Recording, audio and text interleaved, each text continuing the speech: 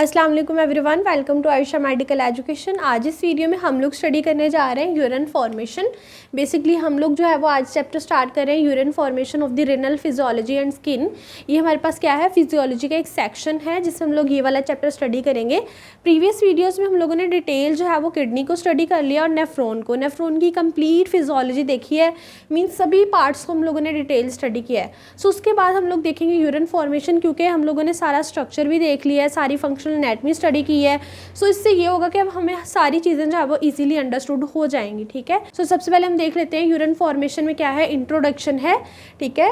Urine formation में क्या है, urine formation is a blood cleansing function. Mean urine formation simply क्या है, यूरिन तो इसमें बनता है, नेम से शो कर रहा है कि क्या है, इसमें यूरिन बन रहा है, बट ये क्या है, हमारे ब्लड का एक क्लींजिंग फंक्शन है। ठीक है, urine formation is the blood cleansing function in which 1300 ml of blood enter in the kidneys which is the 26% of the cardiac output. होता क्या है कि 1300 ml ब्लड जो है वो हमारे दोनों किडनीज में एंटर करता है। ठीक है, दोनों किडनी में एंटर करता है, किस लिए एंटर करता है, क्लींजिंग के लिए। ठीक है, सो इसी ब्लड को क्लीन करेंगे, जो भी हमारे पास रिमेन्स होंगे वो यूरिन होगा। ठीक है, इसकी परसेंटेज की बात करें तो ये कितना होता है, 26% ऑफ द कार्डियक आउटपुट। 26% जो है वो हमारी एक कार्डियक आउटपुट का होता है 1300 ml ब्लड। ठीक है, मीन 1 लीटर से कुछ अबाव होता है, 1.5 लीटर के अब राउंड अबाउट ब्लड जो होता है वो हमारे दोनों किडनीज में एंटर करता है। Kidney excrete unwanted substances along with the water from the blood as urine. Mean ये यूरिन बनता कैसे है कि हमारे किडनी क्या करते हैं, ब्लड को क्लीन करते हैं, क्योंकि ब्लड क्लींजिंग फंक्शन है। 1300 ml सपोज जो है वो किडनी में एंटर हुआ है ब्लड, तो उसमें क्या होगा, अनवांटेड सब्सटेंसेस को जो है वो जब एक्सक्रीट किया जाएगा तो साथ ही साथ जो है वो वाटर भी एक्सक्रीट होगा, किस फॉर्म में, यूरिन की फॉर्म में। ठीक है, सो यूरिन में क्या होता है, वाटर होता है और उसमें अनवांटेड सब्सटेंसेस होते हैं और वो क्या होते हैं, रिमेन्स होते हैं ब्लड की क्लींजिंग के। नेक्स्ट है हमारे पास normal urinary output. In a normal person it is 1 to 1.5 litre per day. Mean एक नॉर्मल पर्सन में जो है वो कितना यूरिन बनता है, 1 to 1.5 litre per day. Next है हमारे पास ये process of urine formation. Mean जो हमारा यूरिन बनता है इसमें कौन कौन से प्रोसेस होते हैं। Basically it includes 3 process. कितने प्रोसेस होते हैं, 3 प्रोसेस होते हैं। Glomerular filtration, tubular reabsorption and tubular secretion. ठीक है, सबसे पहले क्या है, ग्लोमेरुलर फिल्ट्रेशन।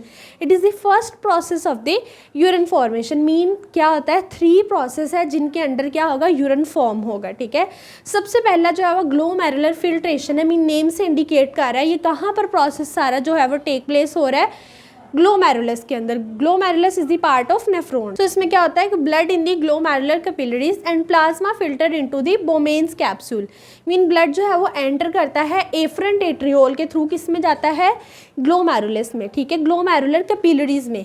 वहाँ से क्या होता है, इसकी जब फिल्ट्रेशन होती है तो प्लाज्मा फिल्टर होकर किस में चला जाता है, नीचे बोमेन्स कैप्सूल में। Bowman's capsule is the capsular structure, is a cup like structure which hold the glomerulus. ठीक है, इसमें क्या होता है, मीन ये जो कैपिलरीज है इनके अंदर जो प्लाज्मा फिल्टर होके किस में चला जाएगा, फिल्ट्रेट बोमेन्स कैप्सूल में आ जाएगा।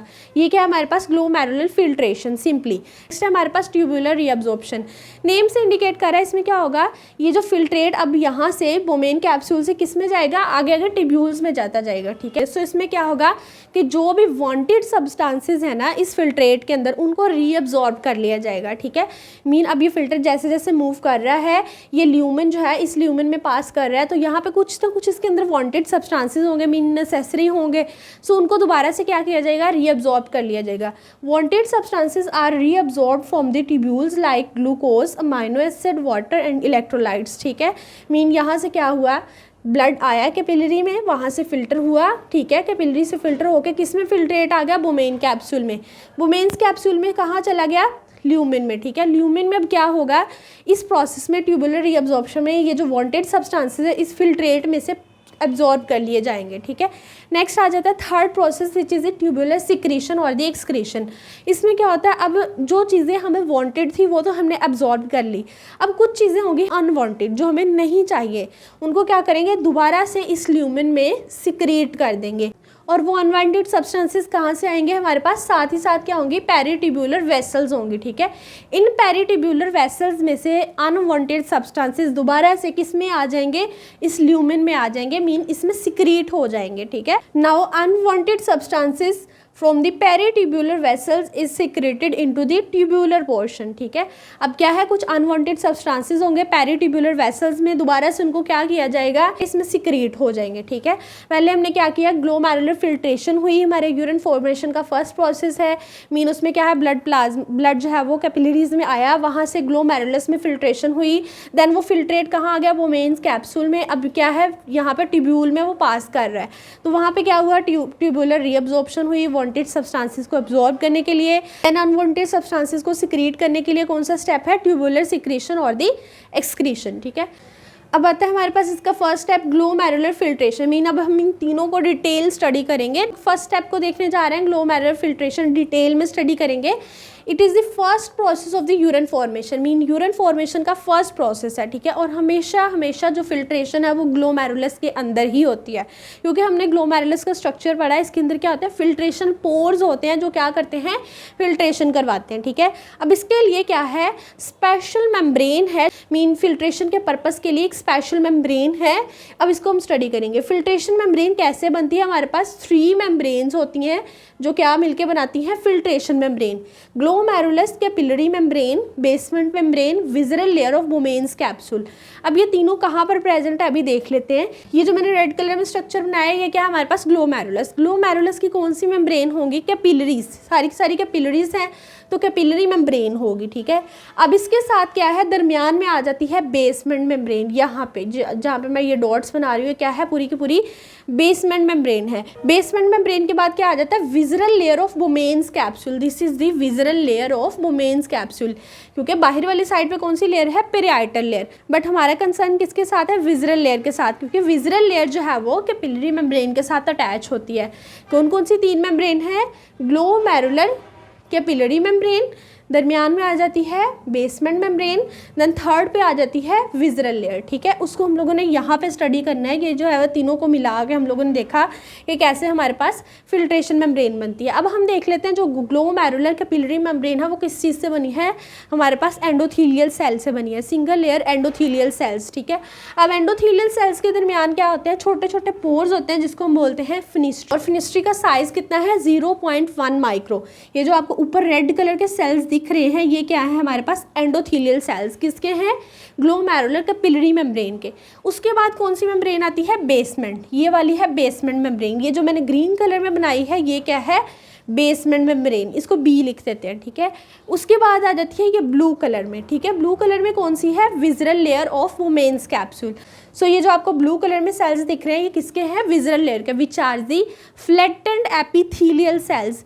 एंडोथीलियल सेल्स किसके थे, ग्लोमेरुलर कैपिलरी मेम्ब्रेन के, इसके कौन से सेल्स होंगे, फ्लैटेंड एपिथेलियल सेल, ठीक है। इसको मैंने एपी लिखा है, इसको मैंने एंडो लिखा है, ठीक है। अब क्या होता है कि जो एपिथेलियल सेल है उनकी साइटोप्लाज्मिक प्रोजेक्शन है, मीन इस तरह से एक्सटेंशन है जिसको हम बोलते हैं पेडिकल, ठीक है। पेडिकल क्या होता है, एक फीट लाइक स्ट्रक्चर होता है जिसके थ्रू सेल जो है वो बेसमेंट मेम्ब्रेन के साथ जुड़ा हुआ है, ठीक है। ये क्या है, पेडिकल। और इस पेडिकल के साथ अगर सेल की हम बात करें तो क्या बन जाता है, पोडोसाइट, ठीक है। एपिथेलियल सेल प्लस पेडिकल क्या होता है, पोडोसाइट, ठीक है। अब इनके दरमियान भी क्या है, हमारे पास एक स्पेस है जिसको हम बोलते हैं स्लिट पोर, ठीक है। इन दोनों के दरमियान भी स्पेस है, इन दोनों के दरमियान भी स्पेस है। इसके दरमियान जो पोर है इसको बोलेंगे फिनिस्ट्री, इसके दरमियान जो है वो क्या है, स्लिट पोर। सिंपली क्या है, ऊपर एंडोथीलियल सेल है, नीचे एपिथेलियल सेल है। एंडोथीलियल सेल किसके हैं, ग्लोमेरुलर कैपिलरी मेम्ब्रेन के, नीचे वाले सेल किसके हैं, विजरल लेयर के। दरमियान में क्या है, हमारे पास फ्यूज्ड फॉर्म में बेसमेंट मेम्ब्रेन है जो क्या कर रही है, ग्लोमेरुलर कैपिलरी मेम्ब्रेन को हमारे पास विजरल लेयर से सेपरेट कर रही है, ठीक है। ये आपको समझ आ ही गया होगा, एक सैंडविच लाइक स्ट्रक्चर है, ऊपर एंडोथीलियल सेल है, नीचे एपिथेलियल सेल है, दरमियान में क्या है, बेसमेंट मेम्ब्रेन है। और ये तीनों चीज़ें मिलकर क्या बनाती हैं, filtration membrane for the filtration of the urine. Urine formation का जो फिल्ट्रेशन का पहला स्टेप होता है उसके लिए ये क्या है, एक मेम्ब्रेन बनती है इन तीनों चीज़ों से, ठीक। नेक्स्ट आ जाती है प्रोसेस ऑफ ग्लोमेरुलर फिल्ट्रेशन। इसमें क्या होता है, सिंपली ब्लड जो है वो ग्लोमेरुलर कैपिलरीज में एंटर करता है, वहाँ पे क्या होता है, प्लाज्मा जो है वो फिल्टर होकर किस में चला जाता है, वोमेन्स कैप्सूल में। अब ये जो प्लाज्मा है इसके अंदर क्या है, all substances of plasma are filtered, सब कुछ फिल्टर हो जाता है except plasma protein. Plasma protein क्यों नहीं हमारे पास फिल्टर होती, क्योंकि उनका साइज़ बड़ा होता है, लार्ज साइज होता है, क्योंकि हमारे पास फिल्ट्रेशन पोर का कितना साइज है 0.1 माइक्रो, और यहाँ से प्रोटीन्स जो है वो पास नहीं होती क्योंकि उनका साइज लार्ज है, ठीक है। तो सारा का सारा प्लाज्मा तो नीचे आ गया एक्सेप्ट प्रोटीन्स, ठीक है। अब ये जो फिल्टर्ड फ्लूइड सारा का सारा हमारे पास यहाँ से पास कर रहा है, इसको हम बोलेंगे ग्लोमेरुलर फिल्ट्रेट। क्या बोलेंगे? Glomerular filtrate. नेक्स्ट आ जाती है ultra filtration. Glomerular filtration is called ultrafiltration because even minute particles are filtered except plasma protein. Plasma protein के अलावा सब कुछ जो है वो फिल्टर हो जाता है। सो ग्लोमेरुलर फिल्ट्रेशन को हम लोग अल्ट्रा फिल्ट्रेशन भी बोलते हैं। Due to their large size than filtration pore of capillary endothelium. ये हमने पहले बात कर ली है कि प्रोटीन्स जो है वो क्यों नहीं हमारे पास फिल्टर होती, क्योंकि उनका साइज बड़ा होता है फिल्ट्रेशन पोर से, जो कि हमारे पास कैपिलरी एंडोथीलियम में पोर्स होते हैं। ये वाले पोर्स जो है वो कितने हैं? 0.1 माइक्रो के हैं। सो प्रोटीन्स इस साइज से बड़ी हैं तो फिल्टर नहीं होंगी। सब कुछ जो है फिल्टर हो गया है। हमारे पास यहाँ पे क्या ल्यूमेन में मूव कर रहा है? Glomerular filtrate. तो उसके बाद आ जाता है हमारे पास ग्लोमेरुलर फिल्ट्रेशन रेट। मीन जो हमारे पास फिल्ट्रेशन होती है ग्लोमेरुलस के अंदर, उसका हम लोग रेट देखेंगे। उसमें बहुत सारी चीज़ें आ जाती है। उसमें कौन कौन से फैक्टर जो है उसको फेवर कर रहे हैं, कौन कौन से फैक्टर्स को अपोज कर रहे हैं, और जो उसको रेगुलेट करते हैं उन फैक्टर्स को हम देखेंगे, ठीक है। बेसिकली हम लोग जो मेनली पढ़ रहे हैं ग्लोमेरुलर फिल्ट्रेशन, मीन जो हमारे पास ये जो रेड कलर का स्ट्रक्चर ग्लोमेरुलस है उसके अंदर ये जो फिल्ट्रेशन हो रही है उसका रेट क्या है, ठीक है। So glomerular filtration rate, it is defined as the quantity of the filtrate formed in the all nephrons of both kidneys in given unit time, ठीक है। जब भी हम किसी चीज़ का रेट निकालते हैं इट मीन्स कि हम लोग क्या कर रहे हैं, एक टाइम भी फिक्स कर रहे हैं, एक स्पेसिफिक ड्यूरेशन ऑफ टाइम में उसको देखेंगे। सो ये क्या है हमारे पास? एक क्वांटिटी है, मीन अमाउंट है, ठीक है। किस चीज़ की अमाउंट है? फिल्ट्रेट की। फिल्ट्रेट कब बनता है? जब ब्लड जो है वो इसमें एफरेंट एट्रियोल के थ्रू एंटर करके ग्लोमेरुलस में आता है, देन जो है वो फिल्ट्रेशन मेम्ब्रेन के थ्रू फिल्टर हो के किस में चला जाता है? बोमेन्स कैप्सूल में। और जो बोमेन्स कैप्सूल में जाता है वो क्या होता है? फिल्ट्रेट होता है, नॉट ब्लड, ठीक है। क्योंकि यहाँ पे जो है वो फिल्ट्रेशन हो गई है उसकी। अब क्या है यहाँ पे? प्लाज्मा बनेगा या फिल्ट्रेट, ग्लोमेरुलर फिल्ट्रेट, ठीक है।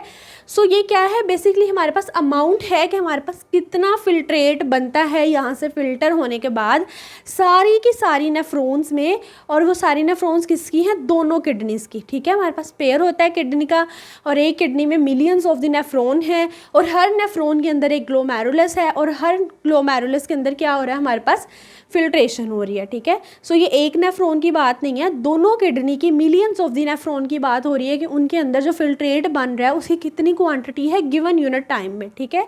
सो इसकी नॉर्मल जो GFR वैल्यू होती है, ग्लोमेरुलर फिल्ट्रेशन रेट की जो वैल्यू होती है वो कितनी होती है? 125 ml पर मिनट और दी 180 लीटर पर डे। डे के अकॉर्डिंग देखें तो वो कितना बनता है? 180 लीटर, और मिनट के अकॉर्डिंग देखें तो ये बनता है 125 मिलीलीटर, मीन 1 लीटर से थोड़ा अबव बनता है। नेक्स्ट है हमारे पास फिल्ट्रेशन फ्रैक्शन, ठीक है। Filtration fraction, it is the fraction of the renal plasma which becomes filtrate, ठीक है। अब यहाँ पे क्या है? प्लाज्मा आ गया है, ठीक है। प्लाज्मा फर्दर क्या बनता जा रहा है? फिल्ट्रेट, ठीक है। डिफरेंट पॉइंट्स पे क्या होगा? इस फिल्ट्रेट की क्वांटिटी में भी चेंज आएगा और क्वालिटी में भी चेंज आएगा। मीन कहीं पे रीअब्जॉर्प्शन हो रही होगी, नेक्स्ट जाके इसमें सिक्रीशन हो रही होगी, तो उसके कंपोनेंट्स भी डिफर करते जाएंगे और उसकी क्वांटिटी भी डिफर करती जाएगी, ठीक है। सो इसमें क्या है कि रिनल प्लाज्मा जो हमारे पास फिल्ट्रेट बनता है उसकी हम लोग फ्रैक्शन देखेंगे, ठीक है। इसमें हम लोग क्या करते हैं? फ्रैक्शन में रेशो निकालते हैं ग्लोमेरुलर फिल्ट्रेशन की, फिल्ट्रेशन रेट की, एंड रिनल प्लाज्मा फ्लो की। GFR ऑलरेडी हमें पता है वो कितना है? 125 मिलीलीटर पर मिनट, एंड हमारे पास रिनल प्लाज्मा फ्लो कितना है? 650 ml पर मिनट, ठीक है। अगर इसको हम डिवाइड करें देन हम इसको क्या करेंगे? 100 से मल्टीप्लाई करेंगे, क्योंकि ये हमारे पास परसेंटेज है। सो ये आ जाता है हमारे पास 19.2%, ठीक है। ये क्या है? फिल्ट्रेशन फ्रैक्शन है। सो नॉर्मली जो है ये हमारे पास 15 to 20% वेरी करता है। सो अगर 20 से अबव है तो इसका मतलब फिल्ट्रेशन फ्रैक्शन एक्सेसिवली ज़्यादा है, और अगर 15 to 20 के दरमियान लाई कर रहा है तो ये क्या है? नॉर्मल वैल्यू है। नेक्स्ट है हमारे पास प्रेशर डिटरमाइनिंग फिल्ट्रेशन और द ग्लोमेरुलर फिल्ट्रेशन रेट, ठीक है। मीन ऐसे कौन से फैक्टर्स हैं जो डिटरमाइन करते हैं हमारे GFR को, ठीक है। इसमें आता है glomerular capillary pressure, colloidal osmotic pressure and hydrostatic pressure in Bowman's capsule, ठीक है। अब इनके अंदर ना कुछ स्पेसिफिक वर्ड्स होंगे जिनको हम लोगों ने आइडेंटिफाई करना है। ग्लोमेरुलर कैपिलरी प्रेशर क्या है? It is the pressure exerted by blood in the glomerular capillaries. वो तो नाम से ही शो कर रहा होगा कि ये कहाँ पर प्रेशर होगा, ग्लोमेरुलस की कैपिलरीज में। ये मीन यहाँ पर क्या होगा, कैपिलरीज में प्रेशर होगा, बट होगा किसका? ब्लड का होगा, क्योंकि यहाँ से सीधा ब्लड आ रहा है तो अभी कोई फिल्ट्रेशन नहीं हो रही, या हो भी रही है तो, लेकिन इसके अंदर क्या होता है, ब्लड होता है। और इसकी नॉर्मल वैल्यू कितनी? 60 mm/Hg। और ये क्या करता है? फेवर करता है ग्लोमेरुलर फिल्ट्रेशन को, ठीक है। ग्लोमेरुलर फिल्ट्रेशन रेट है उसको क्या करेगा, ये फेवर करेगा। मीन जितना ज़्यादा कैपिलरी प्रेशर होगा उतना ज़्यादा GFR होगा, मीन उतना ज़्यादा ग्लोमेरुलर फिल्ट्रेशन रेट होगा। नेक्स्ट आता है colloidal osmotic pressure. Colloidal osmotic pressure is the pressure exerted by the plasma proteins. हमने प्रीवियस वीडियो में बात की थी कि यहाँ पर क्या होता है, ब्लड में सब चीज़ें जो है वो फिल्टर हो जाती हैं और नीचे प्लाज्मा आ जाता है, एक्सेप्ट प्रोटीन्स, ठीक है। प्रोटीन्स क्यों नहीं यहाँ पे फिल्टर होती? क्योंकि जो हमारे पास पिलरी के अंदर जो पोर्स हैं उनका साइज़ कितना है, 0.1 माइक्रो, जो कि बहुत स्मॉलर है प्रोटीन के साइज से। सो प्रोटीन जो है वो हमारे पास फिल्टर नहीं होती। दैट्स वाई प्रोटीन क्या करती हैं, यहाँ पर एक प्रेशर लगाती हैं, इसको हम कहते हैं कोलोइडल ऑस्मोटिक प्रेशर। और ये प्रेशर क्या करता है, अपोज करता है ग्लोमेरुलर फिल्ट्रेशन को, मीन GFR के रेट को कम करता है। नॉर्मल वैल्यू कितनी है, 25 mm/Hg। नेक्स्ट है हमारे पास hydrostatic pressure in the Bowman's capsule. तो हमें समझना होगा कि ग्लोमेरुलर कैपिलरीज में क्या था, ब्लड था, और यहाँ पे क्या होगा, प्लाज्मा या फिल्ट्रेट होगा, फिल्ट्रेट बोलेंगे, ठीक है। सो यहाँ पर प्रेशर कौन एक्सर्ट करेगा, फिल्ट्रेट। यहाँ पर कौन प्रेशर एक्सर्ट कर रहा था, ब्लड, ठीक है। इसको B लिख देते हैं। Hydrostatic pressure in the Bowman's capsule is the pressure exerted by the filtrate in the Bowman's capsule. So यहाँ पे कौन प्रेशर एक्सर्ट करता है, ब्लड, ठीक है। यहाँ पर प्रेशर कौन एक्सर्ट करता है, फिल्ट्रेट। और इसकी नॉर्मल वैल्यू कितनी है, 15 mm/Hg। और ये भी क्या करता है, अपोज करता है ग्लोमेरुलर फिल्ट्रेशन को। नेक्स्ट है हमारे पास net filtration pressure. It is the balancing between the favouring and opposing pressure, ठीक है। ऐसे प्रेशर जो फेवर भी करते हैं और ओपोज भी करते हैं, उसका हम लोगों ने क्या करना है, बैलेंस देखना है। इसको कहते हैं नेट फिल्ट्रेशन प्रेशर। ये बहुत इंपॉर्टेंट प्रेशर होता है, इसको इसेंशियल प्रेशर भी बोलते हैं फॉर द ग्लोमेरुलर फिल्ट्रेशन, ठीक है। अब हम इसमें क्या करेंगे, ऐसा प्रेशर जो फेवर कर रहा है उसमें से सबट्रैक्ट करेंगे उस प्रेशर को जो इसको अपोज कर रहा है। जो फेवर करता है प्रेशर, उसका नेम क्या है, glomerular capillary pressure, glomerular capillary pressure, ठीक है। इसमें से सबट्रैक्ट किसको करना है, कोलोइडल को और हाइड्रोस्टेटिक को, क्योंकि ये दोनों क्या कर रहे हैं, अपोज कर रहे हैं। सो जो दोनों अपोज कर रहे हैं, कोलोइडल और हाइड्रो, इनको पहले ऐड करेंगे, ठीक है। देन हम इसको सबट्रैक्ट करेंगे इसमें से जो फेवर कर रहा है, ठीक है। सो इन दोनों की वैल्यू कितनी है, कोलोइडल की 25, हाइड्रोस्टेटिक की 15। इन दोनों को एडअप किया तो क्या बन गया, 40। और ग्लोमेरुलर कैपिलरी प्रेशर की कितनी वैल्यू थी, 60। 60 - 40 is equals to 20 mm/Hg। So net filtration pressure varies between 15 to 20 mm/Hg। So इसके दरमियान जो वैल्यू आती है 20 तक, जो भी वैल्यू आती है वो नेट फिल्ट्रेशन प्रेशर की वो नॉर्मल होती है, ठीक है। हमने क्या किया, जो प्रेशर फेवर कर रहा है उसमें से जो प्रेशर अपोज करता है उसको सबट्रैक्ट किया है। देन आ गई हमारे पास नेट फिल्ट्रेशन प्रेशर। नेक्स्ट है हमारे पास factors regulating glomerular filtration rate, ठीक है। यही फैक्टर्स होंगे जो इसको इफेक्ट करेंगे, मीन कुछ डायरेक्टली प्रोपोर्शनल होंगे, कुछ इन्वर्सली प्रोपोर्शनल होंगे। सो सबसे पहले आता है रीनल ब्लड फ्लो, ठीक है। अगर रीनल ब्लड फ्लो ज़्यादा है, मीन किडनीज में ब्लड फ्लो ज़्यादा आता है, तो इसका मतलब GFR भी ज़्यादा होगा, मीन फिल्ट्रेशन का जो रेट है वो भी ज़्यादा होगा। इट मीन्स ये क्या है, डायरेक्टली प्रोपोर्शनल है, ठीक है। सो इसको D लिख देते हैं। जो चीज़ ज़्यादा होगी तो GFR भी ज़्यादा होगा, अगर ये कम होगा तो GFR भी कम होगा। So it is directly proportional. Next आ जाता है हमारे पास ग्लोमेरुलर कैपिलरी प्रेशर। सो इसको हम पहले भी देख चुके हैं, this is the glomerular capillary pressure. ये फेवर करता है, ठीक है, मीन इसके बढ़ने से GFR बढ़ जाएगा। सो it is also directly proportional. Next है कोलोइडल ऑस्मोटिक प्रेशर। ये क्या करता था, अपोज करता था, क्योंकि इसमें प्रोटीन जो है यहाँ पर क्या करती हैं, GFR को रिड्यूस करती हैं। इसके अंदर प्रोटीन्स जो हैं वो हिंड्रेंस का काम करती हैं। That's why colloidal pressure is inversely proportional. So इसको I लिखेंगे, क्योंकि कोलोइडल ऑस्मोटिक प्रेशर अगर ज़्यादा हो गया तो GFR कम हो जाएगा। That's why it is inversely proportional. Next है hydrostatic pressure in the Bowman's capsule. ये भी क्या करता था, अपोज करता है क्योंकि फिल्ट्रेट यहाँ पर अगर बहुत ज़्यादा हो जाएगा तो ऊपर से जो है वो फिल्ट्रेशन कम हो जाएगी। सो ये भी क्या है, इन्वर्सली है, ठीक है, अपोज जो कर रहा है इन्वर्सली आएगा। नेक्स्ट है कॉन्स्ट्रिक्शन ऑफ एफरेंट एट्रियोल। अगर ये जो एफरेंट एट्रियोल है हम इसको कॉन्स्ट्रिक्ट कर दें तो GFR ऑटोमेटिकली कम हो जाएगा क्योंकि पीछे से रेनल फ्लो कम हो गया है। सो यहाँ पर क्या होगा, हमारे पास GFR भी कम हो जाएगा। सो दिस इज इन्वर्सली प्रोपोर्शनल।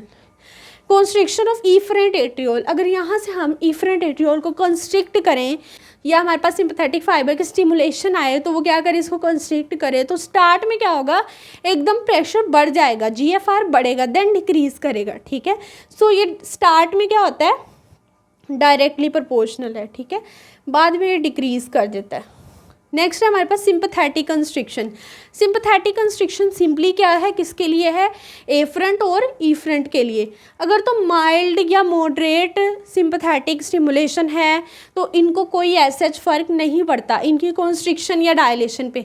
अगर हमारे पास सीवियर किस्म की सिंपैथेटिक स्टिमुलेशन आती है जिसको क्या करती है, कॉन्स्ट्रिक्ट करती है, तो सेम एज इट इज़ ये वाला फिनोमिना होगा, ठीक है। एफरेंट एट्रियोल के कंस्ट्रिक्शन से क्या होगा, हमारे पास GFR डिक्रीज होगा। इफरेंट की कॉन्स्ट्रिक्शन से क्या होगा, GFR इंक्रीज करेगा, ठीक है। सेम एज इट इज़ यही फिनोमिना लगेगा सिंपैथेटिक कॉन्स्ट्रिक्शन से, ठीक है। सो इसको हम वेरी लिख देते हैं, दोनों में वेरी करता है। नेक्स्ट है हमारे पास surface area of capillary membrane. अगर कैपिलरी मेम्ब्रेन का सरफेस एरिया ज़्यादा है तो ऑब्वियस सी बात है GFR ज़्यादा होगा। So this is directly proportional. Permeability of capillary membrane, अगर कैपिलरी मेम्ब्रेन की परमिबिलिटी ज़्यादा है तो ओबियसली GFR भी ज़्यादा होगा। So it is also directly proportional. Next हमारे पास hormonal are the other factors. इसमें क्या है, कुछ फैक्टर्स इंक्रीज करते हैं जो क्या करते हैं, वेजोडाइलेशन करवाते हैं। उसमें आता है हमारे पास dopamine and prostaglandins E2, mean इनके इंक्रीज होने से वेजोडाइलेशन होती है एंड GFR क्या करता है, इंक्रीज करता है। ये फैक्टर्स हमारे पास क्या करते हैं, डिक्रीज करते हैं GFR बाय वेजोकंस्ट्रिक्शन, ठीक है। इसमें आता है एंजियोटेंसिन 2 एंड नोरएड्रेनालिन, ये क्या करेंगे, डिक्रीज कर देंगे GFR को एंड हमारे पास क्या होगा, वेजोकंस्ट्रिक्शन होगी। वेजोकंस्ट्रिक्शन से ये डिक्रीज करते हैं, ये वेजोडाइलेशन से इंक्रीज करते हैं। सो ये थे हमारे पास overall factors and glomerular filtration rate. So tubular reabsorption is the process by which water electrolyte and other substances are transported from renal tubules back to the blood। Mean इसमें क्या होता है, वो जो फिल्ट्रेट फर्दर ट्यूब्यूल्स में move कर रहा था उसके अंदर कुछ इसेंशियल कंपोनेंट्स होते हैं, लाइक इलेक्ट्रोलाइट्स चाहिए होते हैं बॉडी को और वाटर चाहिए होता है। सो उनको दोबारा से ट्यूब्यूल्स क्या करती हैं, रीअब्जॉर्ब करके बैक किस में कर देती हैं, पेरीट्यूबुलर वेसल्स में भेज देती हैं, मीन ब्लड वेसल्स में भेज देती हैं, ब्लड में रिटर्न कर देती हैं। नेक्स्ट है वो हम इसका थोड़ा सा प्रोसीजर देख लेते हैं, मीन ये सारा मैकेनिज्म होता कैसे है। इसमें क्या होता है, filtrate in the tubular portion. हमने पहले बात की कि बोमेन्स कैप्सूल के बाद अब क्या आ रही हैं, सारी सारी ट्यूब्यूल्स तो आ रही हैं, इसीलिए तो ट्यूब्यूलर रीअब्जॉर्प्शन कहते हैं, क्योंकि सारी की सारी रीअब्जॉर्प्शन किस में होगी, ट्यूब्यूल्स में होगी। अब क्या है, फिल्ट्रेट हमारे ट्यूब्यूलर पोर्शन में आ गया है, अब क्या होगा, इसकी चेंज आएगा क्वालिटी में भी, क्वांटिटी में भी और क्वालिटी में भी। मीन जो हमारा फिल्ट्रेट है कम भी होगा, ज़्यादा भी होगा, इसकी क्वांटिटी भी चेंज होगी और क्वालिटी भी चेंज होगी। मीन इसके सब्सटेंस जो हैं वो रीअब्जॉर्ब भी कर लिए जाएंगे, कुछ सिक्रीट कर दिए जाएंगे, वाटर को रीअब्जॉर्ब कर लिया जाएगा, इट मीन्स उसकी क्वांटिटी कम भी होगी, ठीक है। सो इस तरह से वो फिल्ट्रेट कम ज़्यादा होता रहेगा और उसकी नेचर भी चेंज होती जाएगी। इसमें क्या होता है, large quantity of water which is in 99% electrolytes and other substances are reabsorbed by tubular epithelial cells। इसमें क्या होता है कि ज़्यादा जो हमारे पास कंपोनेंट रीअब्जॉर्ब होता है वो हमारे पास वाटर होता है 99%। देन कुछ इलेक्ट्रोलाइट्स को रीअब्जॉर्ब किया जाता है। इनको कौन रीअब्जॉर्ब करता है, हमारे ट्यूब्यूलर एपिथेलियल सेल्स, क्योंकि हमने जो नेफ्रॉन है उसकी फिजियोलॉजी को डिटेल स्टडी किया है। सो नेफ्रॉन की जो ट्यूब्यूल्स होती हैं उनके अंदर कौन से सेल्स हैं, एपिथेलियल सेल्स। किसी में हमारे पास ब्रश बॉर्डर होते हैं, किसी में ब्रश बॉर्डर नहीं होते, फ्लैटेंड एपिथेलियल सेल्स होते हैं। सो ये सेल्स क्या करते हैं, इसको एब्जॉर्ब कर लेते हैं, वाटर को एब्जॉर्ब करके क्या करते हैं, रीअब्जॉर्ब दी सब्सटेंसेस, और देन एब्जॉर्ब करके किस में डाल देते हैं, इंटरस्टिशियल फ्लूइड में, और इंटरस्टिशियल फ्लूइड से किस में चला जाता है, ब्लड में, मीन वेसल्स में चला जाता है, ठीक है। यहाँ पे हमने एक डायग्राम ड्रॉ किया जिसके अंदर हम ये देखेंगे, ये हमने पूरे के पूरे रूट्स बनाए हैं। सो इसमें देखें किस तरह से एब्जॉर्प्शन होती है, ठीक है। मीन ये एक सेल है, ये ल्यूमिन है, ल्यूमिन से सेल में जाएगा, सेल से इंटरस्टिशियल फ्लूइड में आएगा, फ्लूइड से कैपिलरी में आएगा। ये जो बॉक्स है ये क्या है, कैपिलरी है मीन ब्लड है इसके अंदर। नेक्स्ट आ जाती है selective reabsorption. Selective reabsorption mean कुछ सिलेक्शन हो रही है इसमें, ठीक है। So tubular reabsorption is known as selective reabsorption, इसी को ही हम सिलेक्टिव रीअब्जॉर्प्शन बोलते हैं, because tubular cells reabsorb only the substances necessary for the body. सिर्फ उन्हीं को ये चूज़ करता है रीअब्जॉर्प्शन के लिए जो हमारे लिए नेसेसरी हैं। So simple tubular reabsorption is called selective reabsorption, ठीक है। अब इसके अंदर कौन कौन से सब्सटेंसेस आते हैं, such as glucose, amino acids, AA amino acids and vitamins completely reabsorb. इसमें क्या होता है, जो ग्लूकोज, अमाइनो एसिड और विटामिन्स हैं ये कंप्लीटली रीअब्जॉर्ब होते हैं और ये हमारे लिए नेसेसरी कंपोनेंट हैं। नेक्स्ट आ जाता है हमारे पास मैकेनिज्म ऑफ रीअब्जॉर्प्शन। अब रीअब्जॉर्प्शन किस किस मेथड से होती है, हमारे पास 2 मेथड्स होते हैं, active and passive. Active and passive क्यों है, क्योंकि हमारे ल्यूमेन में कुछ कंपोनेंट्स कम हैं कुछ ज़्यादा हैं। सो रीअब्जॉर्प्शन के अकॉर्डिंग वो एक्टिवली जाएंगे या पैसिवली जाएंगे उसको हम देख लेते हैं, ठीक है। एक्टिव रीअब्जॉर्प्शन कौन सी रीअब्जॉर्प्शन होती है, अप हिल रीअब्जॉर्प्शन, जो क्या होती है अगेंस्ट इलेक्ट्रोकेमिकल ग्रेडियंट, मीन जिसको अगेंस्ट जाना होता है। इनसाइड क्या होता है वो चीज़ कम होती है बट आउटसाइड ज़्यादा होती है और वो हमारे लिए नेसेसरी भी होती है। सो हमने इसको बाहर भेजना भी है, तो ये क्या होगा, ये हमारे पास अगेंस्ट द ग्रेडियंट है, ठीक है। सो इसमें क्या होगा, हमारी एनर्जी लगेगी और हम एनर्जी कहाँ से लेंगे, ATP से एनर्जी लिबरेट होगी। और सपोज हमारे पास ये क्या है, हमारे पास ये कैल्शियम है, ठीक है। कैल्शियम इनसाइड कम है आउटसाइड ज़्यादा है बट रीअब्जॉर्ब भी करवाना है। सो ATP क्या करेंगे, एनर्जी लिबरेट करेंगे और कैल्शियम को बाहर भेजेंगे। ये हो गया हमारे पास एक्टिव रीअब्जॉर्प्शन। और इसमें सब्सटेंसेस कौन से आते हैं जो एक्टिवली रीअब्जॉर्ब होते हैं, उसमें आते हैं calcium, potassium, phosphate, sulphate, bicarbonates, glucose, amino acid, ascorbic acid which is the vitamin C, ठीक है। नेक्स्ट आ जाते हैं हमारे पास पैसिव रीअब्जॉर्प्शन। पैसिव रीअब्जॉर्प्शन में क्या होगा, डाउन हिल रीअब्जॉर्प्शन, जिसमें क्या है हमारे पास अलोंग द इलेक्ट्रोकेमिकल ग्रेडियंट जो है वो मॉलिक्यूल्स की मूवमेंट होगी, ठीक है। इसमें देख लेते हैं, सपोज हमारे पास क्या है, ल्यूमिन है, ठीक है।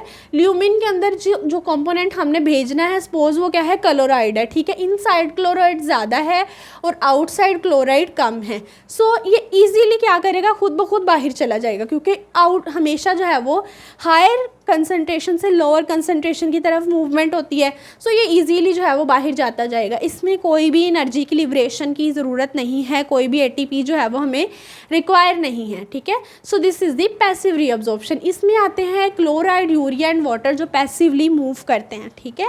नेक्स्ट आ जाता है हमारे पास रूट्स ऑफ रीअब्जॉर्प्शन, मीन किस किस रूट के थ्रू जो है वो हमारे पास कंपोनेंट्स जो हैं वो रीअब्जॉर्ब होंगे। सो इसमें आ जाते हैं हमारे पास 2 routes, transcellular route and paracellular root.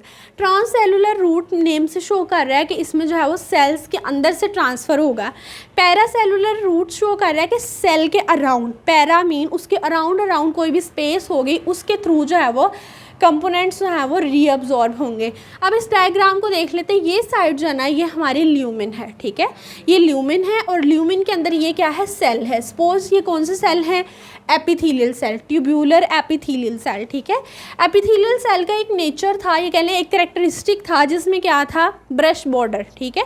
Suppose ये ब्रश बॉर्डर है, ब्रश लाइक स्ट्रक्चर है, ब्रश लाइक स्ट्रक्चर है जो क्या करता है, सरफेस एरिया को इंक्रीज़ करता है और रीअब्जॉर्प्शन को प्रमोट करता है। तो ये जो ब्रश बॉर्डर स्ट्रक्चर है ये अलोंग द ल्यूमिन उसकी डायरेक्शन है, ठीक है। सो ये ल्यूमिन है, ये सेल है, सेल की बाहर वाली स्पेस कौन सी है, इंटरस्टिशियल स्पेस, और उसके बाहर क्या है, कैपिलरी है, ठीक है। अब जो मूवमेंट मीन ल्यूमिन के जो मॉलिक्यूल्स यहाँ से पास करेंगे अलोंग द सेल जाएंगे, जैसे ये सेल के अंदर से होते हुए जा रहे हैं, तो ये कौन सी रीअब्जॉर्प्शन है, ट्रांससेलुलर रीअब्जॉर्प्शन। और पैरासेलुलर रीअब्जॉर्प्शन में क्या होगा, कंपोनेंट्स जो हैं जो हमारे पास जो भी कंपोनेंट्स रीअब्जॉर्ब होने वो क्या कर रहे हैं, जो स्पेस है इंट्रासेलुलर स्पेस, ये जो ब्लू बॉक्स है ये क्या है, इंट्रासेलुलर स्पेस, इसको मैं IC लिख देती हूँ, ठीक है। इंट्रासेलुलर स्पेस से पास करके इंटरस्टिशियल फ्लूइड में जाएंगे और वहाँ से किस में जा रहे हैं, कैपिलरी में, मीन ब्लड में जा रहे हैं, ठीक है। कंपोनेंट सभी ब्लड में जा रहे हैं बट डिफरेंट रूट से जा रहे हैं, कोई स्पेस से जा रहा है, कोई डायरेक्ट सेल से जा रहा है, ठीक है। So this is the transcellular and this is the paracellular route of the reabsorption, ठीक है। सिंपली इस डायग्राम से दोनों रूट हमें अंडरस्टूड हो गए हैं। अब हम देख लेते हैं साइट्स ऑफ रीअब्जॉर्प्शन, मीन किन किन जगहों पे जो है वो रीअब्जॉर्प्शन होगी। सो ट्यूब्यूलर रीअब्जॉर्प्शन है तो सारे जो पार्ट पार्ट्स हैं ना ट्यूब्यूल्स के, उन सब में रीअब्जॉर्प्शन होगी। कौन कौन से पार्ट्स होते हैं ट्यूब्यूल्स के?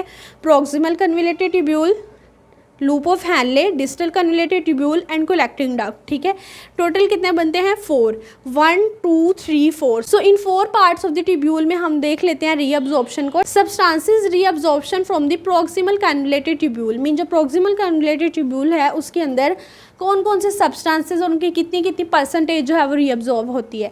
It is about 7 of the 8 filtrate, mean अगर उसके 8 पोर्शन करें ना फिल्ट्रेट के, तो उसमें से जो 7 पोर्शन है ना वो प्रॉक्सिमल पार्ट में ही रीअब्जॉर्ब हो जाते हैं। अबाउट 88%, मीन जो मेजॉरिटी है, ज़्यादा कंपोनेंट हैं वो प्रॉक्सिमल में ही रीअब्जॉर्ब हो जाते हैं। ठीक है, reabsorb in the proximal convoluted tubule, facilitate due to brush border cell in the proximal convoluted tubule।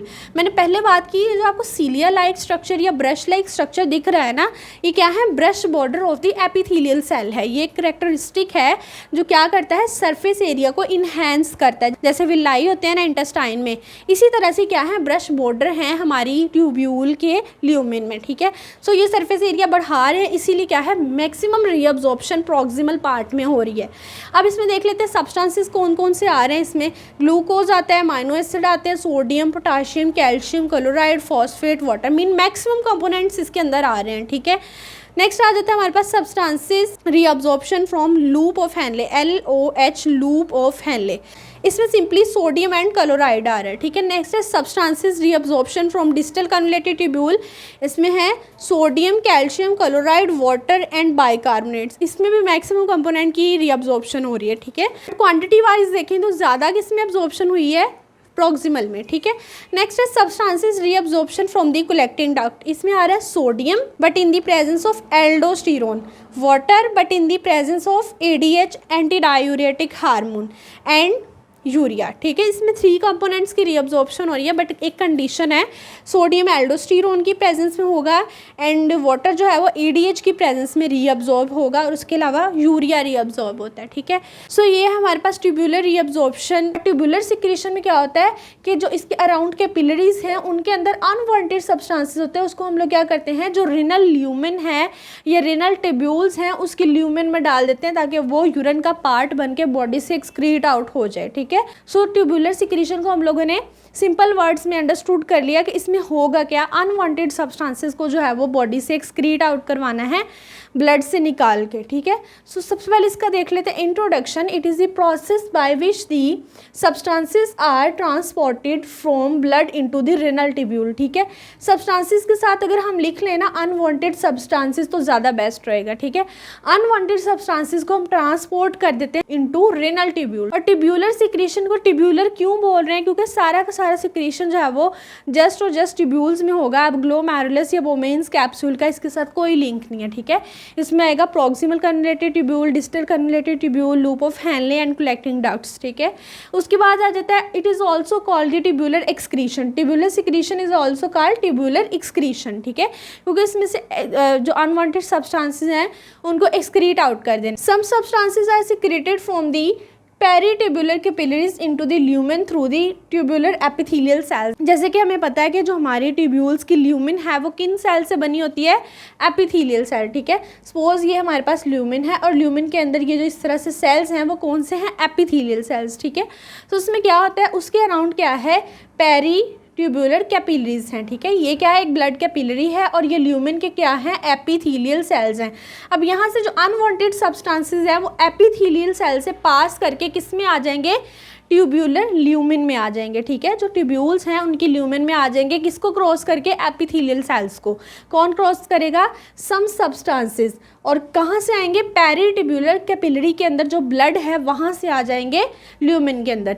Next है हमारे पास डायफेनोल रेड। ये क्या है? हमारे पास एक सब्सटेंस है जो कि सिक्रीट किया जाता है हमारे ल्यूमेन में, मीन अनवांटेड सब्सटेंस है। Diphenol red was the substance found to be secreted in the renal tubules in experimental condition. Later on many substances were found to be secreted such as, उनमें आता है सबसे पहले para amino hippuric acid PAH। ये क्या है? एक unwanted substance है जो बॉडी की नीड नहीं है। ठीक है, para amino hippuric acid, diodrast, amino derivatives, penicillin and 5-hydroxyindole acetic acid. 5 hydroxy indole acetic acid 5 HIAA, hydroxy indole acetic acid. ठीक है, नेक्स्ट आ जाते हैं हमारे पास substances secreted in different segments of renal tubules. ये तो हम लोगों ने सब्सटेंस देख लिए कि इनको सिक्रेट करना होता है। अब हमने देखना है कि सब्सटेंस को किन किन सेगमेंट्स ऑफ द ट्यूब्यूल्स में सिक्रेट किया जाएगा। ऐसा नहीं कि हर सब्सटेंस एक ही सेगमेंट में सिक्रेट किया जाए। स्पेसिफिक सब्सटेंस है जो सिर्फ प्रॉक्सिमल में होंगे, कुछ डिस्टल में होंगे, कुछ हमारे पास कलेक्टिंग डक्ट्स में होंगे, कुछ लूप ऑफ हैनले में होंगे। सो सबसे पहले हम देख लेते हैं पोटाशियम को।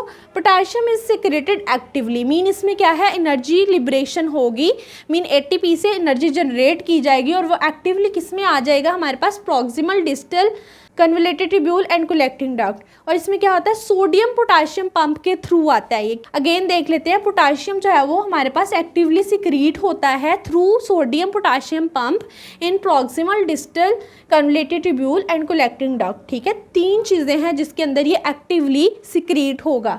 नेक्स्ट आता है अमोनिया।